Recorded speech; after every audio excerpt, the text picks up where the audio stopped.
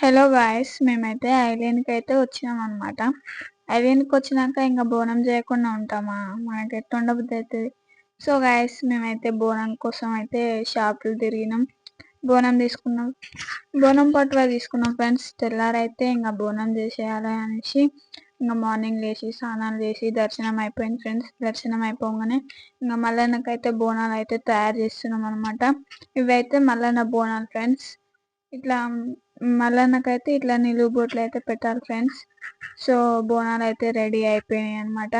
నేనైతే బంతిపూల మాల అయితే కట్టేసి మా బోనానికి అయితే పెట్టిన ఫ్రెండ్స్.